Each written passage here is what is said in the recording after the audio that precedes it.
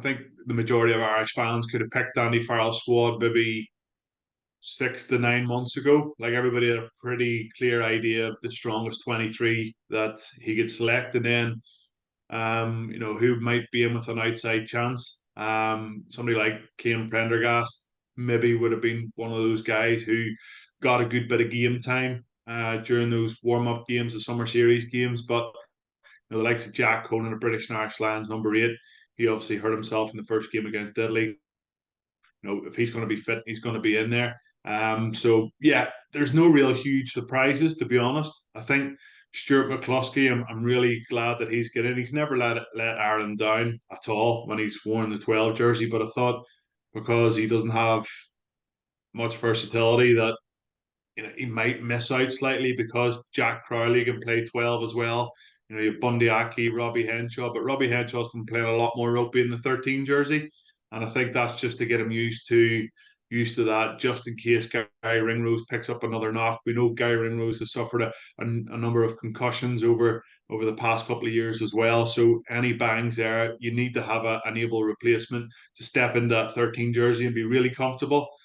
Against Italy in the last Six Nations, it was McCluskey at 12, Bundy Aki at 13, and we were just a little bit all over the place, especially in defence. So I think Robbie Henshaw is going to be deployed more as a 13 option if Gary Ringrose isn't available. So yeah, Stuart McCluskey made it, and somebody like Kieran Frawley, I just don't think he's done enough over the last 18 months. Again, he's been out injured a hell of a lot, hasn't had too many opportunities. Well, maybe he has, but when those opportunities have come about, it's something's just popped up that he's had a niggle get into the game, or he's had to pull out in the warm up, or it's very, very frustrating for him. So as I said there's no huge surprises. Maybe the only player that thought he could be in with a shout over the likes of Keith Earls was Jacob Stockdale, really.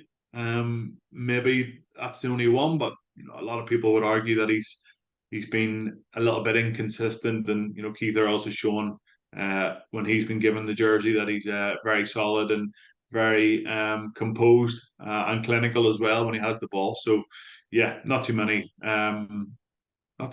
Like, there's no bolters really that have jumped out of nowhere to get into Andy Farrell's squad.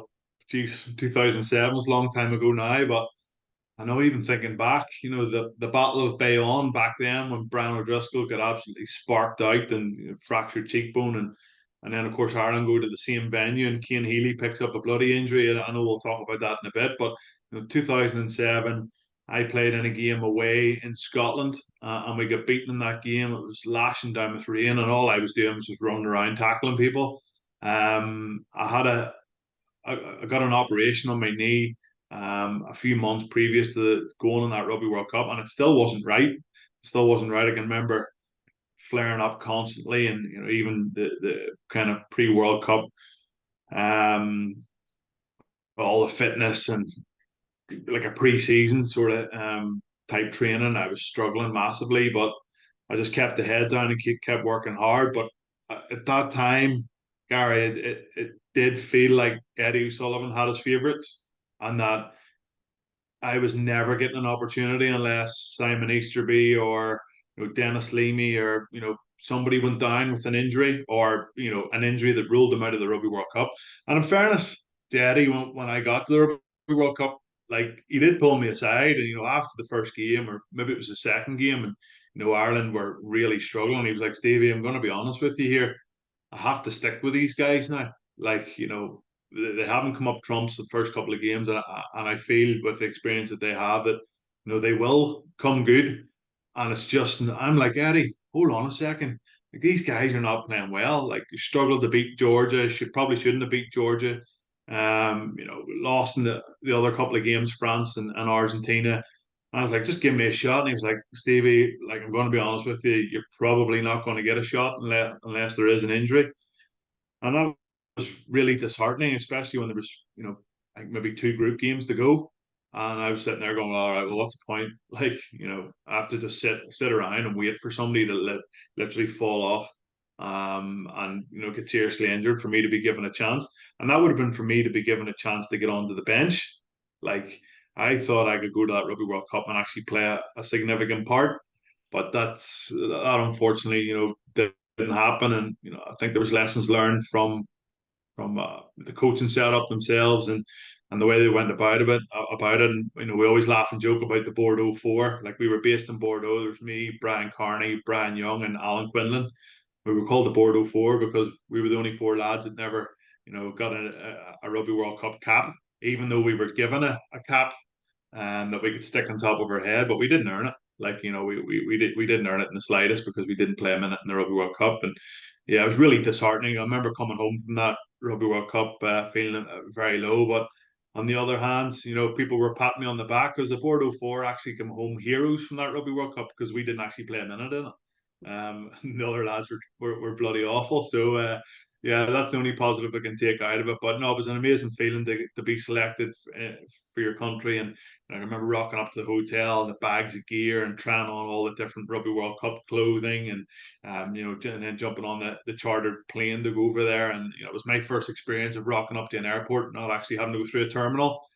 Just literally walk through the back exit door and show your passport and jump on their private plane. So that was pretty cool. And then, obviously headed away there. But yeah, it was tough. It was a tough, journey out there, especially being isolated in Bordeaux. We were in a bit of an industrial estate. Hotel was like new, but it was just the surrounding area wasn't really finished off. And it was tough to really knit well as a group because we were all very, very frustrated. So yeah, again, look back with fond memories of that World Cup, but probably a lot more memories that I tend to put to the back of my mind. Like, it's obviously massively disappointing for Cian Healy himself, but I think it's hugely disappointing as well for everybody that's watched him play for the last decade or more, and I've been supporting him, and he's never let Ireland down, has he? Like, he's been a starter for so long, and then obviously Andrew Porter stepped in and he's found himself on the bench quite a bit, but you never see him throwing the toys out of the pram or throwing the head up because he isn't starting week in and week out for Ireland and Leinster as well. But he just keeps the head down. He's a class act that way, solid performer when given the chance. And it's going to be a massive loss for Ireland, especially if they pick up another couple of injuries. Dave Kilcoyne hasn't played a lot of rugby for Munster. Was he even first choice for Munster over the last couple of seasons? We're yet to sort of find out how good he is in the international stage. Even though he has a good few caps, he hasn't had a run of 3 or 4 or 5 games on the bounce. And if Andrew Porter goes down in the first game with a torn calf, say for instance, and he's out for the rest of the tournament, then you'd love to rely on somebody like Cian Healy to step in and take that mantle and drive it on. Back in 2011, the Rugby World Cup, we were in Auckland playing against Australia. Nobody gave us a chance, and Cian Healy came away from that game as man of the match. He absolutely destroyed. The scrum was unbelievable. It was a tactic of ours to keep up and do a lot of the choke tackling and make sure that we got scrums and got set pieces. And Cian Healy absolutely unbelievable that day. So he's a huge loss for Ireland. But I think for him personally, he's just the type of guy I'll just suck it up. Like, bad things happen. He's had his neck injury, obviously, where he lost power in his hands and thought his career was over, and he managed to turn things around. So, like, he's a strong character, strong-willed bloke, and I certainly feel that we'll still see Cian Healy come back and play a little bit of rugby, hopefully in a green jersey, but probably more so in a Leinster jersey over the next season. But yeah, we wish him well on a speedy recovery. Ireland are obviously ranked number one in the world, and South Africa are now number two. And South Africa were number four a week ago, and then they absolutely obliterated the All Blacks, and they sent a message worldwide that, hold on, nobody was sort of talking about us. Now all of a sudden, everybody is talking about South Africa. Before the last Rugby World Cup, there was a picture that floated around of them all jacked up, like out of the gym, like absolutely like beast mode, all their props like with full six packs and like just. And I think I put up a tweet saying, "There's nobody going to beat this team. Look at the size of these guys. When it comes to knockout rugby, like power, physicality, being attritional, that wins these close games. And sure enough, didn't they absolutely destroy the English set piece in the final and go on to win that comfortably in the end. So yeah, I can't look past South Africa again. Ireland obviously have them in their group, but I think if things go the right way, the next time that we can meet them is in a final. And I think I would love to see that an Ireland versus South Africa final. Two contrasting styles. Ireland love to play with the ball, and Australia, or excuse me, South Africa love to kick the ball a lot.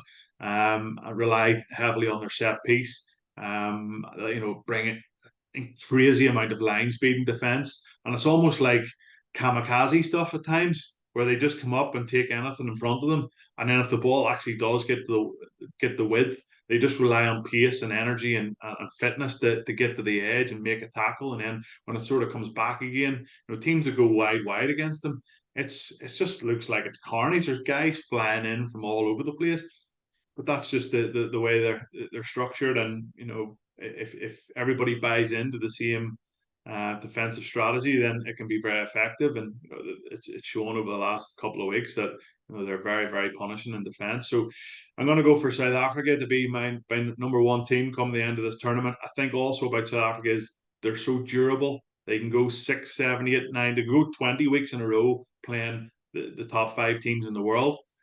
And yes, they might lose 2 or 3 players along the way, but they can seem to replace those players with the same base, the same physical specimens that can come in and do just as good a job. Again, like the bomb squad that was released off the bench, 7 forwards to come on and just destroy the New Zealand scrum, on a couple of occasions. So that's what a lot of the teams are going to have to face, and I see playing against France in a quarter final and there being a big upset. That's what I'm going to go for. Or maybe I'm just thinking that because I want Ireland to play against New Zealand in a quarter final and not France. So that's maybe the way I'm thinking. But yeah, I think South Africa for me are the favourites, even though Ireland are number one. But if Ireland can find their groove, have a little bit of luck of the Irish and not have too many injuries, I think we can go a very long way in this tournament and cause a few upsets ourselves. So South Africa, Ireland, and France. However, France have suffered a couple of injuries. Ntamak, Cyril Bay, and now Jonathan Dante looks like he's going to miss maybe a game or two. So, when these injuries rack up, they can really be detrimental to the squad and to the level of performance. So for me, those top 3 are going to be the teams to beat.